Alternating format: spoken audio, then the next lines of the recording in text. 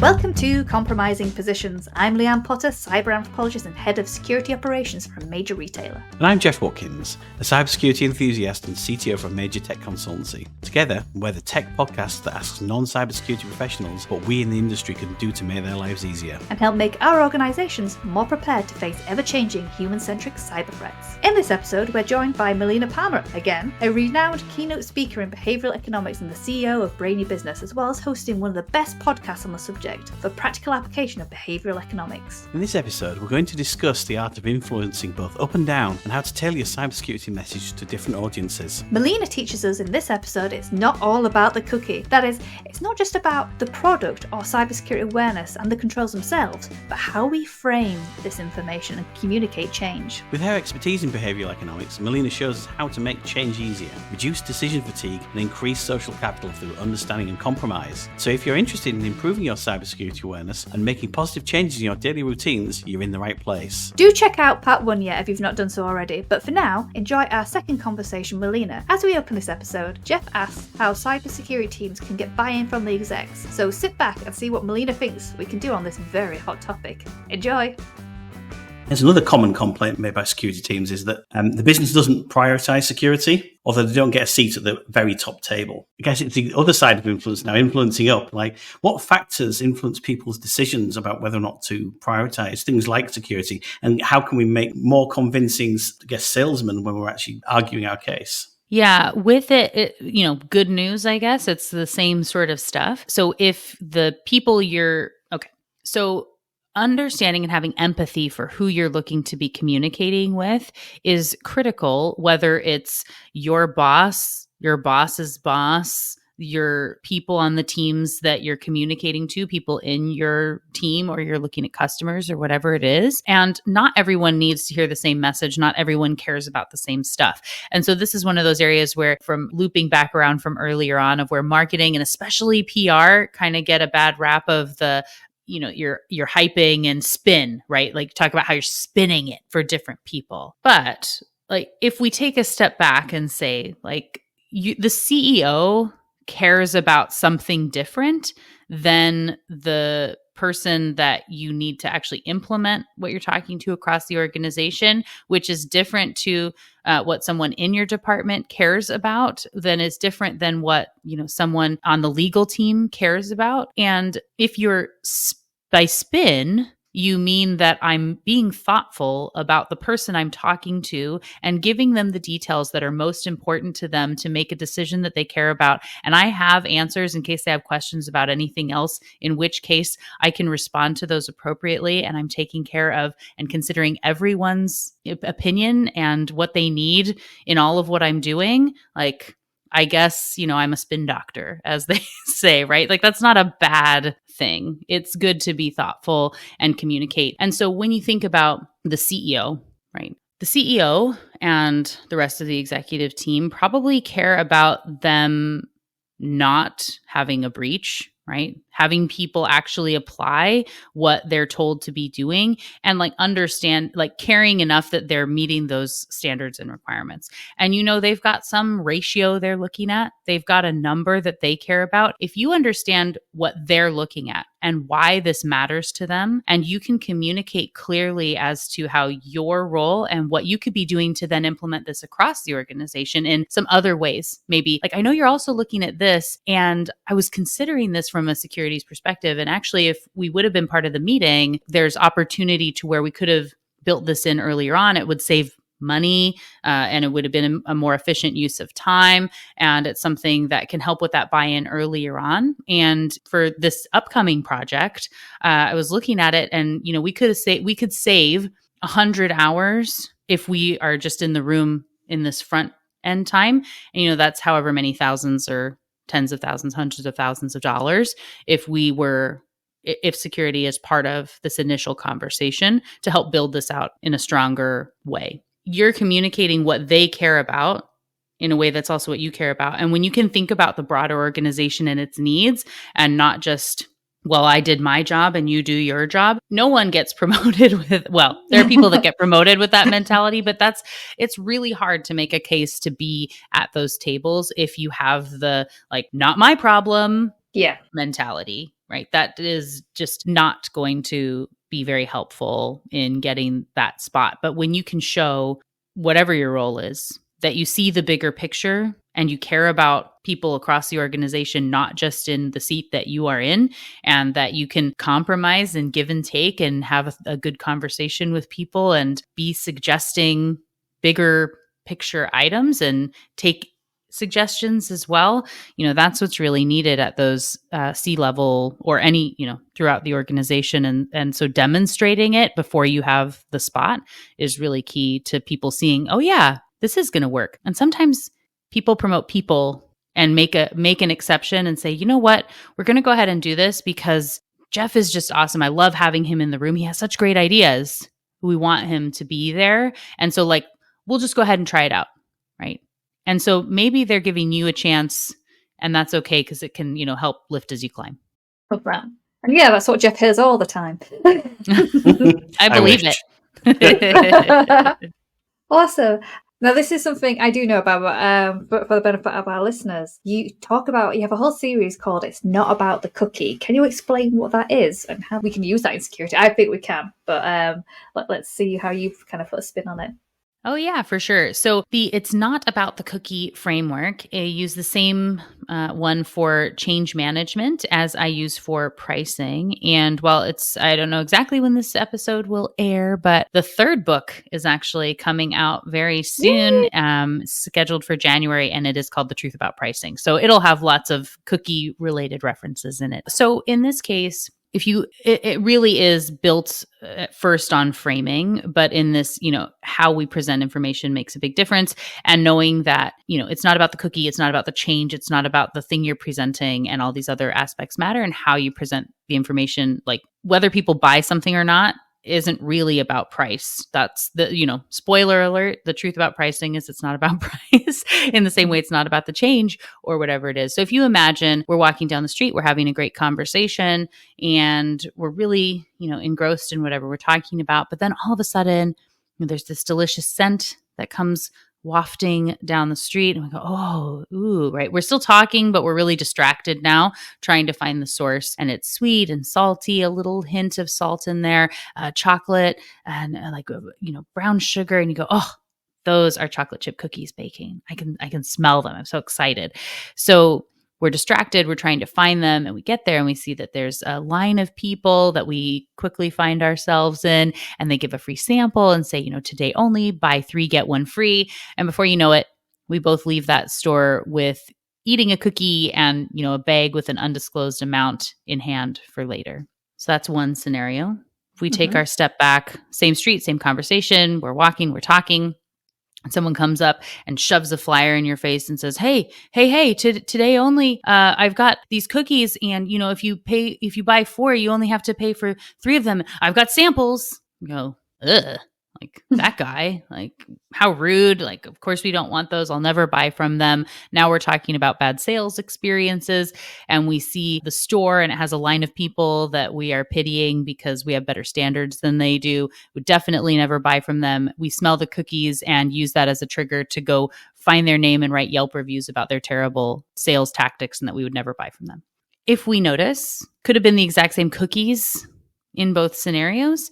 We didn't talk about how expensive they were, right? The first cookies we were very likely buying. Let's say they were $2 a cookie, whatever. In the other case, they could have been 50 cents a cookie or whatever. And we definitely were looking to buy one and really not going to get the other. And it doesn't matter how good they are objectively or whatever, right? So it's not about the cookie. It's not about the price. It's not about what you're presenting and that information. You can say it in a different way. And in one way, it just feels terrible. And the other way, it feels really good and something that we're excited about. So an example that I like to give that's in What Your Employees Need and Can't Tell You is of a boss that I had at one point. And I had only been at this company for a few months. I wasn't at my 90-day probation sort of deal yet. And I got an email at 10 a.m. on a Thursday. And it said, we need to talk, be in my office at 2. Which Great. Love those emails. They're brilliant. That's it. Nothing else. That's all it said. Yeah, that was it. That's all it said. And I obviously went about the rest. I thought, wonder what that is. And then spent the rest of my day not thinking about it. No, of course not. I was freaking out and looking at every project I'd been working on and every interaction that I'd had and texting people, reaching out to my husband and friends like, oh my gosh, what's happening? I'm stress eating, Gonna have to for find 4 another hours. job. Right. Yeah. Yeah. I'm scrolling, looking for the want ads or whatever. And the classifieds, I guess it is, back in the day, right? From when that would have been. So having to totally stressed, freaking out, wasting 4 hours of time. But I'm like feeling like I'm armed and ready for what's coming in to defend myself at 2:00. So that time comes. She gestures for me to come sit in her office, and I do. And she says, I'm going to be out tomorrow, and I wanted to let you know that I'm putting you as my contact in my out of office responder. So you might get some emails while I'm gone. Oh.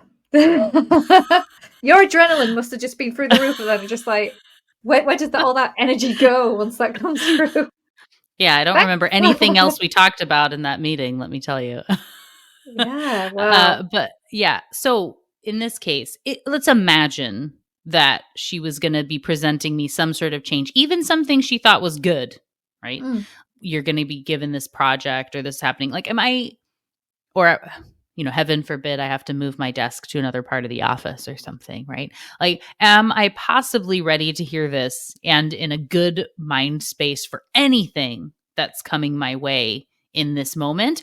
Or is my mind totally overloaded with, fight or flight chemicals, adrenaline? I'm like, that anything that comes up, I am ready to battle against. And so let's say it was, a change that was being presented that she thought was a really good thing that I should be excited about. The way that one email was sent impacted everything that happened after it. And when I was writing about this for my book 10 years later, I felt my blood pressure, like my heart beating faster. I was feeling the stress, reliving it in such a long time. I came to learn, this was just how this person communicated, and she did this all the time. And there was a very specific meeting on Thursday mornings that this would happen. And it was like a quick send. And this is very much the piece of like, well, that's not on me. It's your job to know that I'm a good, thoughtful person. And, I don't mean that when I give you this short communication, right? To our employees, to other people on other teams, like they should know that that's not what I meant, right? They don't know that. And even if they try to consciously convince themselves that you're probably not being a jerk or there's not something happening, there's a lot of like buzzing that you're creating in someone's brain that's just not necessary. And it makes it so they don't have space to consider implementing whatever change it is that you are presenting to them. So like, imagine now if her email had said, we'll be kind, we'll say 2 minutes of extra thoughtfulness here because it shouldn't have taken that long to send an email that says, hey, I'm going to be out tomorrow. Do you have time at 2:00 to talk about it? Yep. Yeah. Like, see you then. Like, whatever, right? Like, nothing. I lost hours of productive time, not just the 4 hours leading up to in between the email and the meeting, but after that. And every piece of communication, I'm constantly on edge for her saving, let's say, 2 minutes. So that thoughtful piece of how we present the information has a huge impact of whether someone wants to buy in or not, that it's not about the cookie framework. You have a lot of control and power to change. If you have people that like are battling you all the time, or it feels like you're not making the headway, taking a moment to stop and say, how am I responsible in making change easier for other people? What can I do to make this better for other people? How might I communicate this in a different way? Like, how can I look at this from their perspective and empathize and all this? It's really not that hard. And implementing the little bit of extra thoughtfulness up front can have a huge win of you're not having to be fighting fires and doing all these other things for ages because of that one bad email. Change is quite difficult for some people anyway, and I think making it harder for all concerned is something I always try to consider when I'm writing communiques. I think the worst email I ever got was on Friday afternoon about 4 p.m. We need to chat on Monday. Oh yeah. Weekend ruined. Ruined. The worst message in all of business because it's not really stealing much of my productivity, but it's steal my weekend. Yeah. I actually read in a management book, and it immediately struck me as like, I don't think that's right. There was a management book, and it was like, always deliver bad news on a Friday. It's like, what? So they can just ruin their weekend? Things like, oh no, well, because you want them productive for the rest of the week. Don't do it on the Monday. And I was like, well, that's not very human-centric, is it? Right. Right. Yeah. Best. Who's this best for? Right. This exactly. is where we want to be. Feels Machiavellian. Yeah. Do you have any other tips for making change easier for all concerned? Oh, I have so many tips. So one, not to, I guess, point to my own stuff, but what your employees need to tell you really is about this. And it's a whole book about it. So I have, like I said, lots of insights on things that you can do here. I would say the biggest thing to think about is knowing that our brains are built on predictability and habit of what we've always done. So just to think a little bit about how much is done subconsciously is to take a moment and think about how many decisions you think you make on an average day, and or how many decisions you can remember making. Like, how many decisions did you make yesterday, if you think about that? So for our listener that maybe is taking a moment to think about how many decisions they think they make, the research shows that we all make 35,000 decisions every day.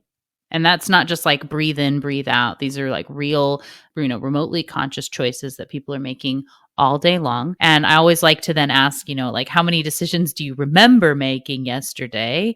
And like when I'm doing a presentation, someone will say 2 or 5, right? Like, we don't remember a lot of them because they're done by that subconscious processing using habits and predictability. So our brains are wired to make decisions based on what has worked well in the past, not what is necessarily best for the future. And they like predictability.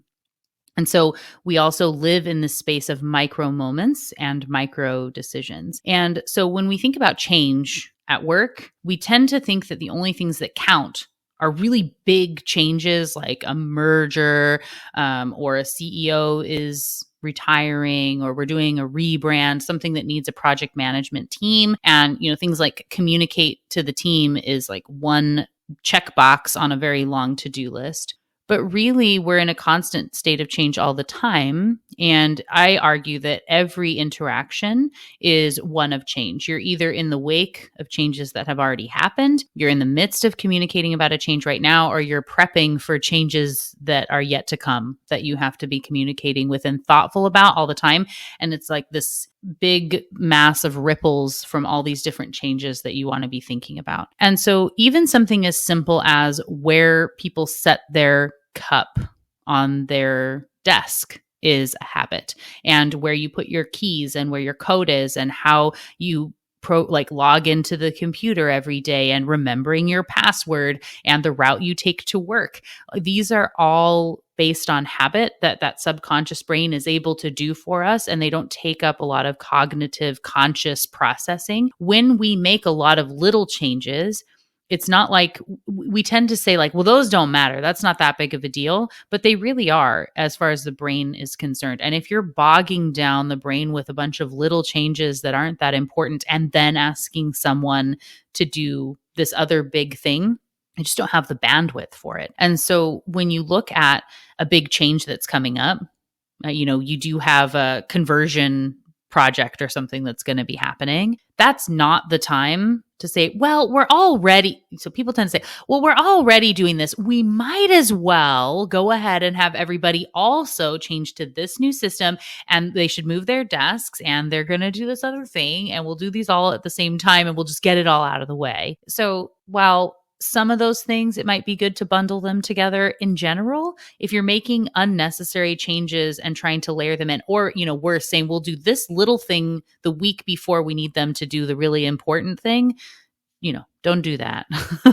That's not going to help you when you're looking at presenting change. And also, if you are someone who, when you're needing someone to do something, you have important work, you're doing like a one-on-one, or you're meeting with somebody, and say, I'm going to get all this other stuff out of my head, take a bunch of notes, like this is all the stuff I've been meaning to tell you for a week, go do this and look this up and go talk to this person. And I want you to do this and I need you to do that. And I want this and this and this and this and this and this and this and this for like 40 minutes. And then you say, okay, good. Now that all that's out of the way, let's do some real deep work. And I want you to think about this change that's coming. They're super not ready for that because you set them up really to fail in this way. And that approach was helpful for you to be ready to have your brain opened up and ready for the meeting, it really made it much worse for them. Right. So if you want to be thoughtful about the other person and the one thing you want them to do out of that meeting, and if the most important thing is for them to be open to this change that's coming, maybe that like brain dump that you wanted to do to help you is actually going to be a hindrance for them. You want to save that, be a little bit more thoughtful, summarize that in an email that they're going to get later, or some other tasks that you're able to make it so that's easier for them. Again, being more thoughtful to what other people need in the moment and the small micro changes of what you're needing. If you only get one thing out of each interaction, what matters the most, and prioritizing that goes a long way to helping it so every change is easier. Thank you. My mind's officially blown now.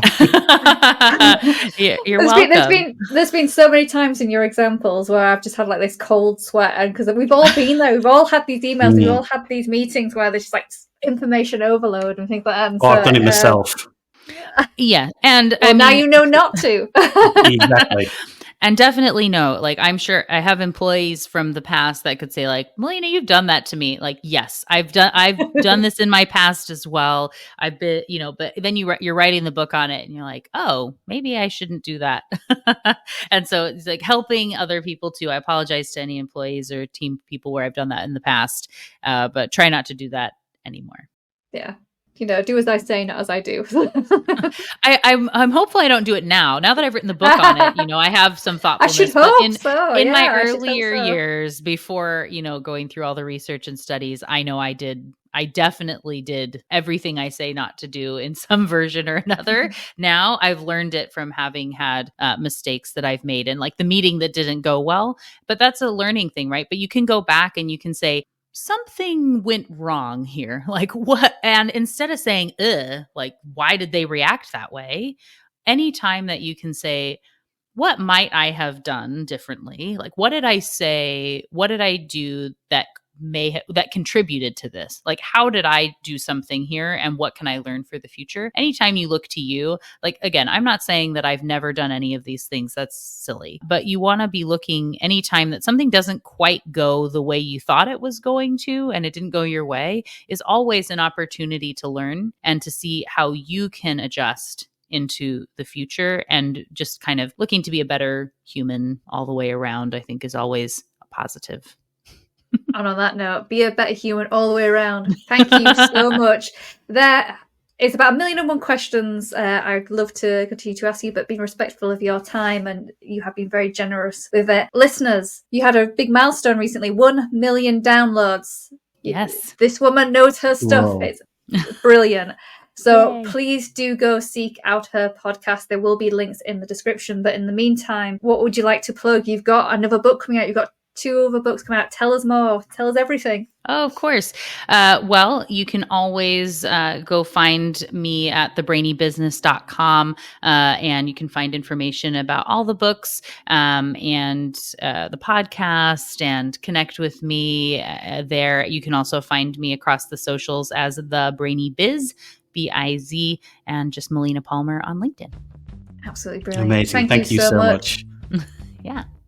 Not just in cybersecurity, but I think in business in general, we're all guilty in introducing too much cognitive overload. That is too much information in a short space of time, and expecting people to act in a way we either expect them to or want them to. But none of us like being on the receiving end of being overwhelmed. So I have to ask, why do we think it's okay to do it to others? I wonder if some of it's because of the structure of the post-COVID workplace. We've touched upon in other episodes about time box interactions. If you think you're only going to get 1 chance a week or a month or whatever it is to speak to that person, you're going to save up all the information and dump it on them. For you, it's relieving because you're getting loads off your chest. But for the person on the receiving end, it's a lot to take in. And if we apply that to our cybersecurity message, how impactful can it possibly be if we have multiple messages going out at once without giving people, 1, the time to take it in, or 2, making time to adjust or even break those habits that might lead to insecure behaviour? And that's where Melina's It's Not About the Cookie example comes in. There are different ways you can present your message. One that creates a pleasant interaction that leaves people wanting more, and the other that leads to avoidance and dangerous workarounds. We've definitely seen that about. Right. And if you do want to start putting what Melina has discussed into practice, go to the links in the show notes. And if you like the show, please do leave us a review and share on LinkedIn or in your teams. It really helps us spread the word and get high quality guests like Melina on future episodes. We hope you enjoyed this episode. See you next time, keep secure, and don't forget to ask yourself, am I the compromising position here?